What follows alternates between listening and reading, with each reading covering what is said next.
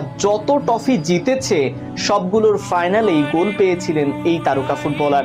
এবার সেই তারকাকেই বিদায় দিতে হবে। বিস্তারিত থাকছে শাহরিয়ার আহমেদের লেখা প্রতিবেদনে।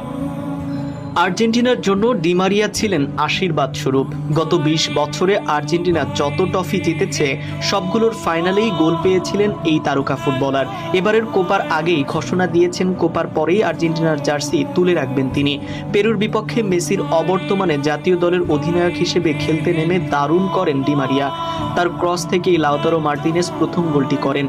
দলও জয় পায় ২-০ গোলের ব্যবধানে। ম্যাচ শুরুর আগে নিজের কন্যা সন্তানকে নিয়ে মাঠে নেমেছিলেন তিনি। কিছুটা আবেগপ্লুত হয়ে পড়েছিলেন তখন।